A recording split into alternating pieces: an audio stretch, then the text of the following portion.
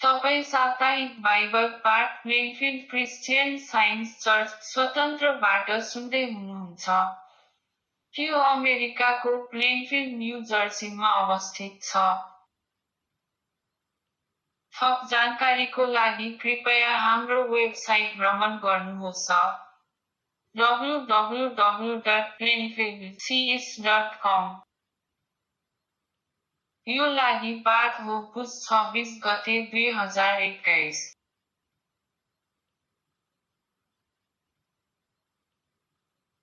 विषय वास्तविकता। स्वर्ण पाठ। यूहन्ना, के मैले तिमीलाई भनेको थिएँ कि यदि तिमीले विश्वास गर्यौ भने परमेश्वरको महिमा देख्नेछौ। ख्रीष्ट येशू।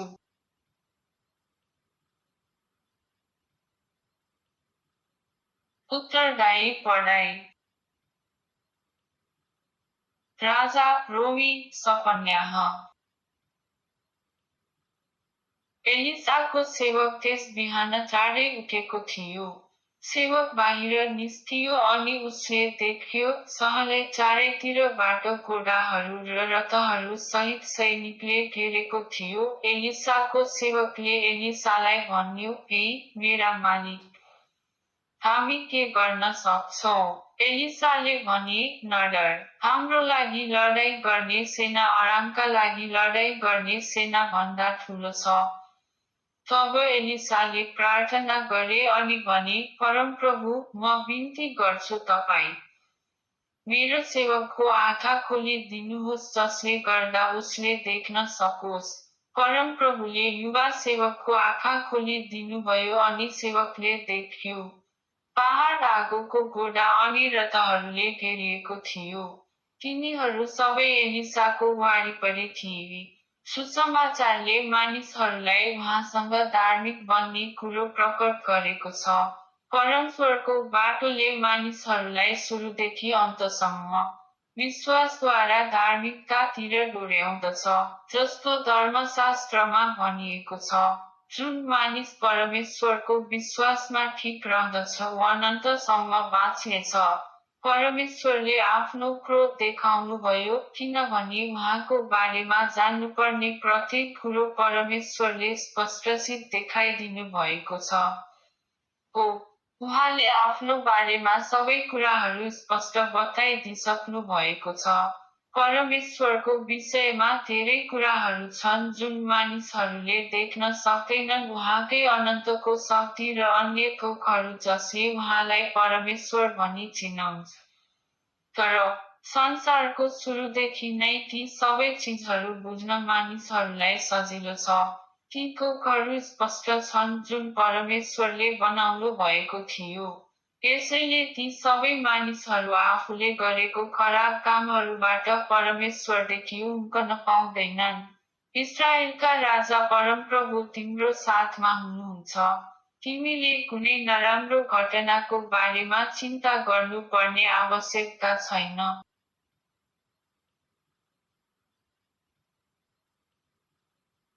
पाठ सेर्मन बाइबलबाट भजन सङ्ग्रह। हे परमप्रभु, तपाईँको प्रशंसा होस्। मलाई तपाईँको विधिहरू सिकाउनुहोस्। हे परमप्रभु, मेरो आँखाहरू उघारिदिनुहोस् ताकि तपाईँका शिक्षाहरू हेर्न सकु अनि तपाईँका चमत्कारी कार्यहरू अध्ययन गर्न सकु।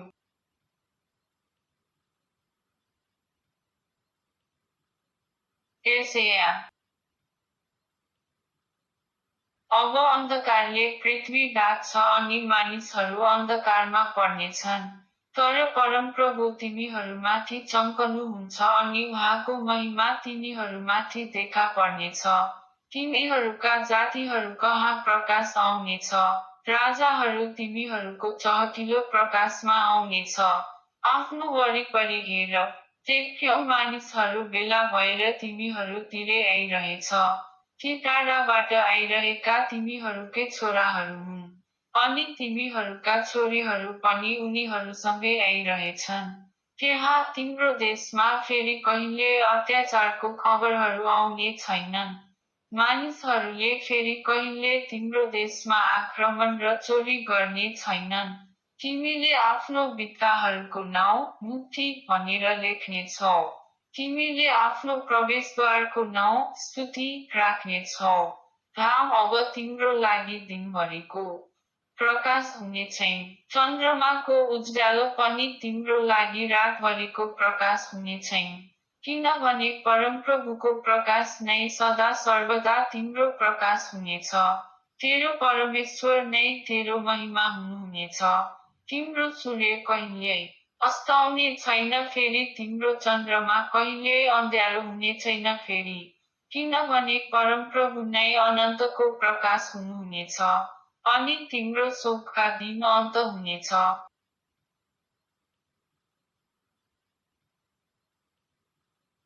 कोरिन्थी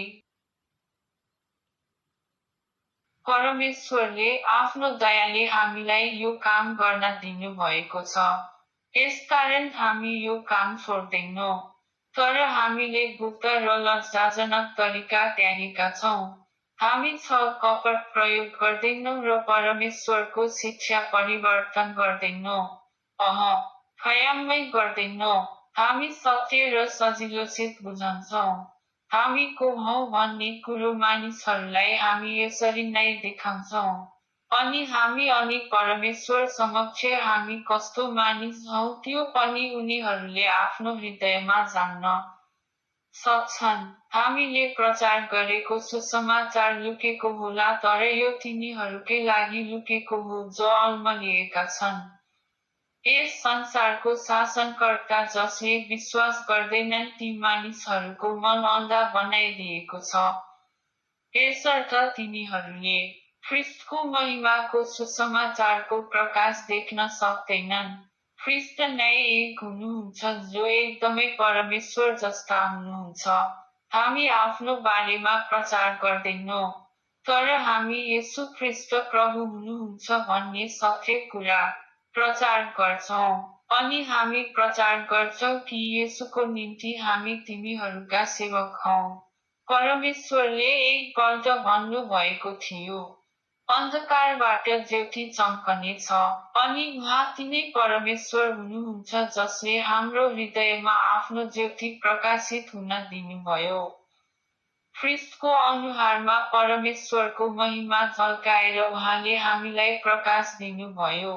यसभरि केही समयको निम्ति साना साना समस्याहरू सामना गर्दैछौँ।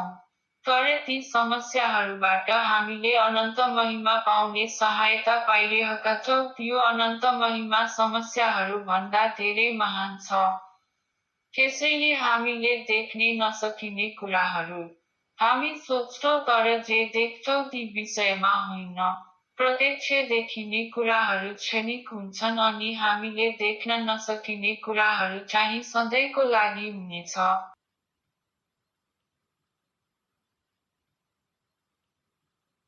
यूहन्ना येशू गालिल अन्तर्गत कानामा फेरि जानुभयो जहाँ येशूले पानीलाई दाखरसमा परिवर्तन गर्नुभएको थियो। त्यहाँ कफरनहुममा एकजना राजाका अधिकारी थिए। त्यो अधिकारीको छोरो बिमारी थियो। त्यस मानिसले यहुदियाबाट येशू गालिलतर्फ आइरहनु भएको भनी सुने। तब येशूलाई भेट्न तिनी कानातर्फ गए। उसले येशूलाई कफरनहुममा आउने अनि उसको छोरोलाई निको पारिदिन बिन्ती गर्यो। उसको छोरो मर्न आँटेको थियो। येशूले उनलाई भन्नुभयो, तिमीहरूले आश्चर्यपूर्ण कुराहरू र चमत्कारिक चिन्हहरू हेर्नु पर्छ नत्र तिमीहरूले विश्वास गर्ने छैनौ। राजाको अधिकारीले भन्नुभयो, महोदय, मेरो छोरो मर्न अघि मेरो घरमा एकपल्ट आइदिनुहोस्। येशूले उत्तर दिनुभयो, जाऊ, तिम्रो छोरो बाँच्नेछ। येशूले भन्नुभएको कुरा त्यस मानिसले विश्वास गर्यो अनि घर फर्की आयो। घर जाँदै गर्दा बाटामा उसको नोकरसँग भेट भयो। नोकरले भन्यो, तपाईको छोरो जाति भएको छ। त्यस मानिसले सोधे, कुन समयबाट त्यो निको हुन थाल्यो? उसको नोकरले उत्तर दियो, हिजो दिउँसो 1 बजेदेखि तपाईको छोरोको ज्वरो हट्यो। त्यस अधिकारीले बुझ्यो कि येशूले उसलाई त्यही समयमा भन्नुभएको थियो, तिम्रो छोरो जीवित रहनेछ। यसर्थ उनी लगायत घरका सबै मानिसहरूले येशूमाथि विश्वास गरे।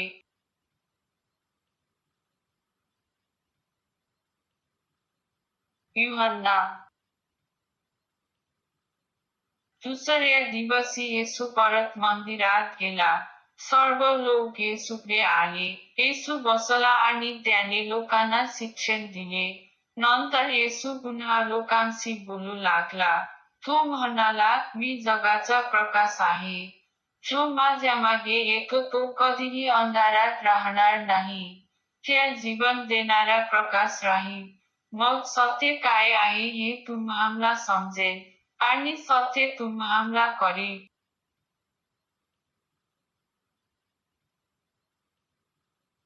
यूहन्ना जब येशू हिँडिरहनु भएको थियो, उहाँले एकजना अन्धो मान्छेलाई देख्नुभयो। त्यो मान्छे जन्मैदेखि अन्धा थियो। येशूका चेलाहरूले सोधे, गुरुज्यू यो मान्छे जन्मैदेखि अन्धो हो। कसको पापले उसलाई अन्धा जन्मायो? उसको आफ्नै पाप वा उसको माता पिताको पाप?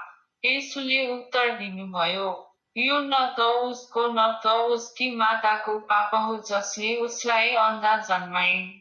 ऊ जन्मैदेखिको अन्धो हो ताकि उसलाई निको पारेर मानिसहरूलाई परमेश्वरको शक्ति देखाउन सकियोस्। अहिले जब दिनको समय छ हामीले उहाँको कामहरू गर्नु पर्छ जसले मलाई पठाउनु भयो। रात पर्न आँटेको छ, अनि कसैले पनि राति काम गर्दैन। जब म संसारमा छु, म संसारको ज्योति हुँ। यसो भनिसकेर येशूले भुइँमा थुक्नुभयो र त्यसबाट केही माटोको हिलो बनाउनु भयो अनि येशूले त्यसलाई त्यस मानिसको आँखामा दलिदिनुभयो भयो। येशूले त्यस मानिसलाई भन्नुभयो, जाऊ सिलोआमको तलाउमा गएर पखाल। सिलोआमको अर्थ हुन्छ पठाउनु। तब त्यो मानिस तलाउमा गयो र धोयो। अब ऊ देख्ने लायकको भयो। येशूले भन्नुभयो, म यस संसारमा न्याय गर्न आएको हुँ। म त्यसकारण आएको हुँ कि अन्धा मानिसहरूले देख्न सकोस्। म त्यसकारणले आएको हुँ कि देख्न सक्नेहरू अन्धा हैन। कोही फरिसीहरू येशूको नजिकै थिए। तिनीहरूले येशूले त्यसो भन्नु भएको सुने। तिनीहरूले सोधे, हामी पनि अन्धा छौँ भनेर तिमी भनिरहेछौ? येशूले भन्नुभयो, यदि तिमीहरू साँच्चै नै अन्धा भएको भए तिमीहरू पापको दोषी हुने थिएनौ। तर अहिले तिमीहरूले देख्छौ भन्यौ, यसकारण तिमीहरूको दोष रहिरहन्छ।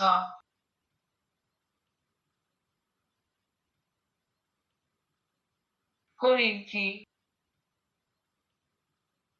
तिमीहरूको विश्वास मानिसको ज्ञानमा होइन तर परमेश्वरको शक्तिमा आधारित होस् भनी मैले त्यसो गरेँ।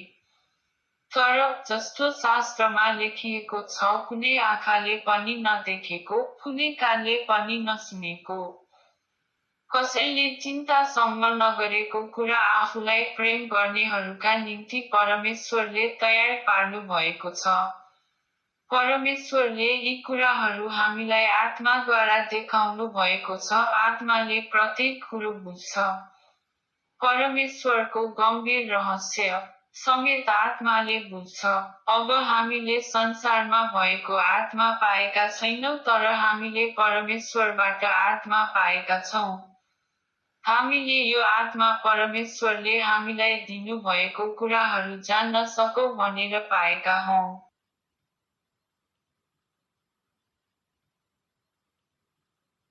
कल्सी अन्धकारको शक्तिबाट परमेश्वरले हामीलाई मुक्त गर्नु भएको छ। अनि उहाँले हामीलाई आफ्ना प्यारा पुत्रको राज्यमा ल्याउनु भएको छ। उहाँकै शक्तिद्वारा सारा थोक सिर्जित छ स्वर्ग र पृथ्वीका कुराहरू। दृश्य र अदृश्य कुराहरू, सिंहासन अथवा शक्तिहरू, शासकहरू अथवा अधिकारहरू। यी सब कुराहरू ख्रिस्टद्वारा अनि ख्रिस्टकै निम्ति बनाइएका हुन्। एक समय तिमीहरू परमेश्वरदेखि अलग गरिएका थियौ। तिमीहरूको दुष्ट कर्महरू जो परमेश्वर विरोधी रहेको कारणले तिमीहरू परमेश्वरका शत्रु थियौ।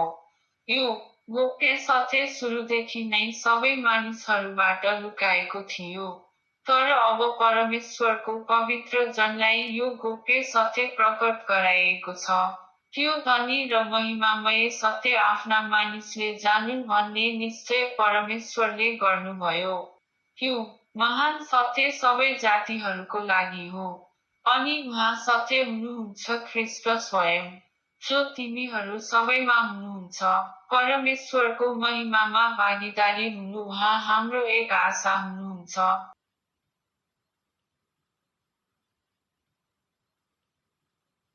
म क्रिस्चियन साइन्स र textbook Science and Health Matthew Baker एडलीद्वारा धर्मशास्त्रको लागि कुञ्जी बाइबलबाट सहयोगी अंशहरू पढ्छु।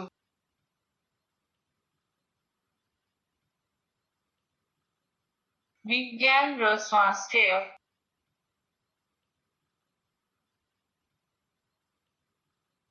सबै वास्तविकता भगवान र उहाँको सृष्टि, सामञ्जस्यपूर्ण र अनन्तमा छ। उहाँ जे बनाउनुहुन्छ त्यो राम्रो छ, र उहाँले बनाउनु भएको सबै बनाउनुहुन्छ।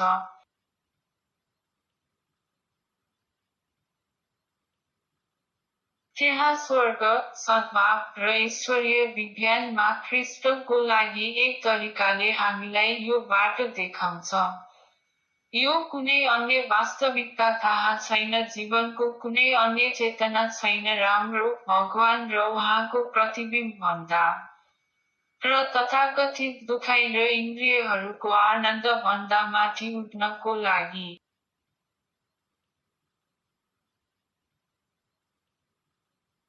जसको भलाइको साँचो विचार छ उसले दुष्टको सबै भावना हराउँछ, र यस कारणबाट आत्माको अमर यथार्थहरूमा प्रवेश गरिरहेको छ। यस्तो एक जीवनमा रहन्छ, जीवनको समर्थन जीवनको असमर्थ शरीरबाट प्राप्त छैन। तर सत्यको आफ्नो अमर विचार उजागर। येशूले हुनुको साँचो विचार दिनुभयो, जसले नश्वरहरूलाई अनन्त आशिष दिन्छ।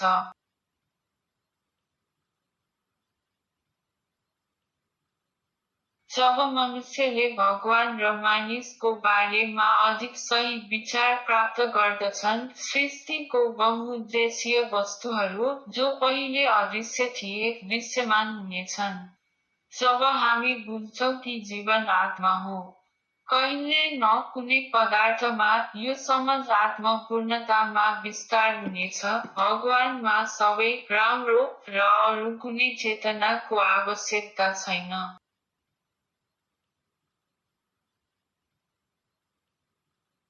क्रोध, पाप र मृत्यु मानव निष्कर्षको अस्पष्ट वास्तविकता हो। जीवन, सत्य र प्रेम ईश्वरीय विज्ञानको वास्तविकता हो। उनीहरू विश्वासमा बिहानी र आध्यात्मिक समझमा पूर्ण उर्वर चमक। जसरी बादलले सूर्यलाई लुकाउँछ यो निभाउन सक्दैन।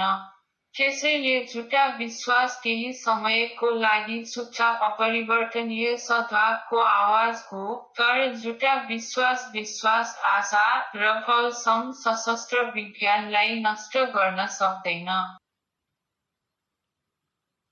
जसलाई भौतिक इन्द्रिय भनिन्छ, केवल चिजहरूको नश्वर अस्थायी अनुभूति रिपोर्ट गर्न सक्छ, जबकि आध्यात्मिक भावना मात्र सत्यको साक्षी हुन सक्छ। भौतिक भावनाको लागि अवास्तविक वास्तविक छ जबसम्म यो भावना ईसाई विज्ञानद्वारा सही गरिन्छ।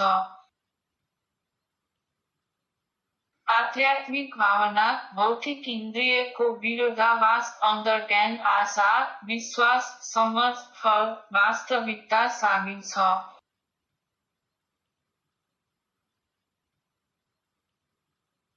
वास्तविकता आध्यात्मिक सामञ्जस्यपूर्ण अपरिवर्तनीय अमर दिव्य शाश्वत छ।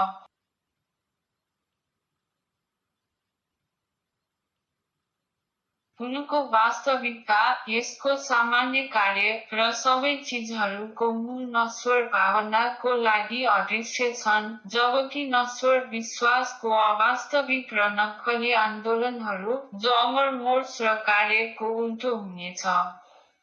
वास्तविक शैली हो जो कोही वास्तविकताको यो नश्वर दिमागको अनुमानको खण्डन गर्दछ एक धोखेबाज भनिन्छ वा ठगी भनिएको छ।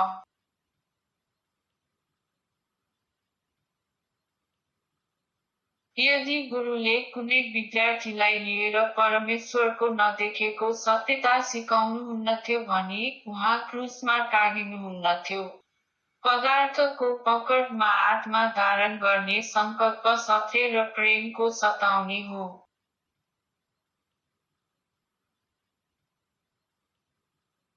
भौतिक भावनाले आत्मा भगवानलाई बुझ्नको लागि कहिल्यै मद्दत गर्दैन।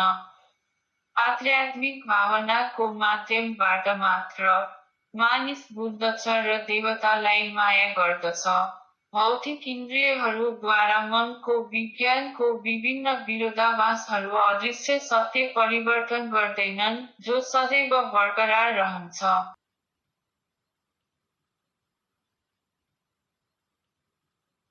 दृष्टि, श्रवण, मानिसको सबै आध्यात्मिक इन्द्रियहरू अनन्त छन्।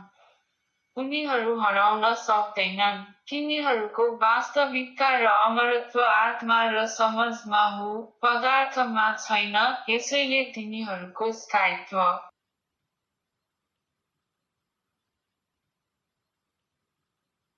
पावल भन्छन् उहाँको अदृश्य चिजहरूको लागि संसारको सृष्टिबाट स्पष्ट रूपदेखि देखिन्छ, बनाइएका चिजहरूबाट बुझिन्छ। रोमी 1:20 जब आत्माको पदार्थ यसै विज्ञानमा प्रकट हुन्छ, पदार्थको शून्यता मान्यता प्राप्त छ।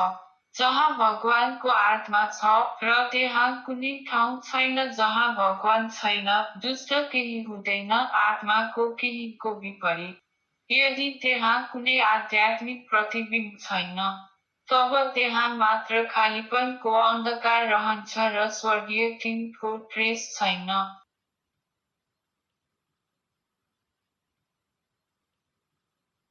प्रकाश 21:1 मा हामी पढ्छौं। अनि मैले एउटा नयाँ स्वर्ग र एउटा नयाँ पृथ्वी देखेँ, पहिलो स्वर्ग र पहिलो पृथ्वी बितेर गयो र त्यहाँ कुनै समुद्र थिएन।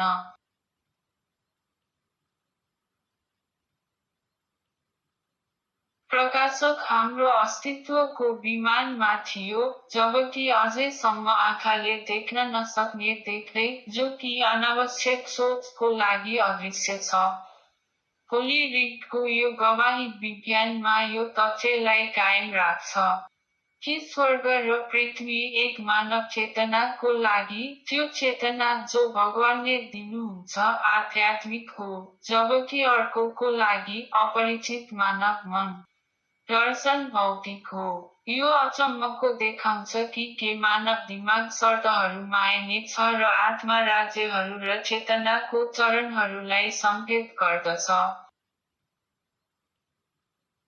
यो वैज्ञानिक चेतनासँगै अर्को प्रकाश थियो, स्वर्गबाट घोषणा, सर्वोच्च सद्भाव कि भगवान, सद्भावको ईश्वरीय सिद्धान्त, मानिसहरू सधैँ हुनुहुन्छ र उनीहरू उहाँका मानिसहरू हुन्।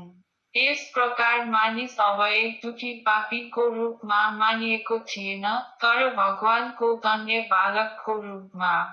किनभने स्वर्ग र पृथ्वीको सेन्ट जोनको शारीरिक भावना गायब भएको थियो र यो झुठो भावनाको स्थानमा आध्यात्मिक भावना थियो, व्यक्तिपरक अवस्था जसबाट उसले नयाँ स्वर्ग र नयाँ पृथ्वी देख्न सक्छ, जसमा आध्यात्मिक विचार र वास्तविकताको चेतना सामेल छ। यो निष्कर्ष निकाल्ने शास्त्रीय अधिकार हो कि यो अस्तित्वको वर्तमान स्थितिमा पुरुषहरूको लागि यस्तो अस्तित्वको सम्भव छ र सम्भव छ कि हामी सचेत हुन सक्छौँ यहाँ र अब, मृत्यु, दुःख र दुखाइको अन्त्यको। यो वास्तवमा निरपेक्ष इसाई विज्ञानको एक पूर्वानुमान हो। हृदय लिनुहोस् प्रिय पीडित। यो वास्तविकताको लागि पक्कै पनि केही समय र केही तरिकामा देखा पर्नेछ। त्यहाँ अब कुनै दुखाइ हुनेछ र सबै आँसु पखालिनेछ।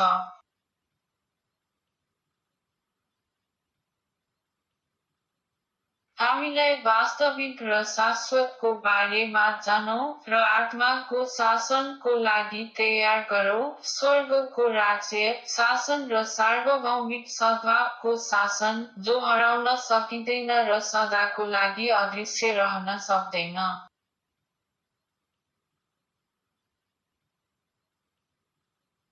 जब हामी इसाई विज्ञानमा बाटो जान्दछौँ र मानिसको आध्यात्मिक अस्तित्वलाई चिन्छौँ, हामी देख्नेछौँ र भगवानको सृष्टि बुझ्नेछौँ, पृथ्वी र स्वर्ग र मानिसको सबै महिमा।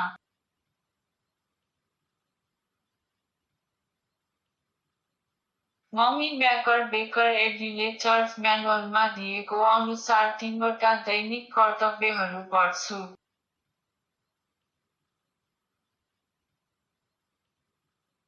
दैनिक प्रार्थना। प्रत्येक दिन प्रार्थना गर्नु यस चर्चका प्रत्येक सदस्यको कर्तव्य हुनेछ। तपाईँको राज्य आउँछ, ईश्वरीय सत्य, जीवन र प्रेमको शासन ममा स्थापित होस् र मबाट सबै पाप हटाउन। र तपाईँको वचनले सबै मानिस जातिको स्नेह समृद्धि र तिनीहरूलाई शासन गर्न सक्छ।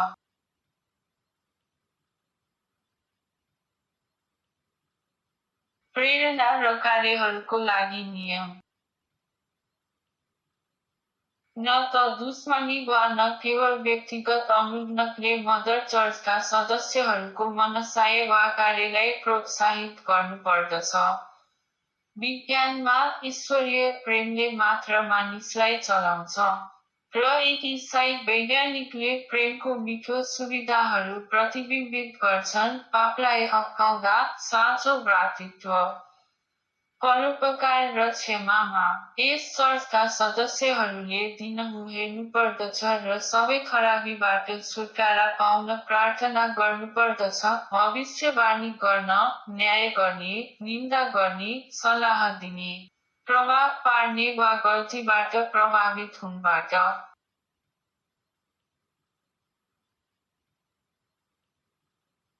युति गर्न सतर्कता। यो चर्चका प्रत्येक सदस्यको कर्तव्य हुनेछ कि उसले आक्रामक मानसिक सल्लाहको विरुद्ध दिन स्वयंलाई बचाउनु पर्छ र परमेश्वर, आफ्ना नेता र मानिस जातिप्रति आफ्नो दायित्वलाई बिर्सनु वा बेवास्ता गर्नु हुँदैन। उसको कामले उसलाई न्याय गरिनेछ र न्याय गरिनेछ वा दोषी हुनेछ।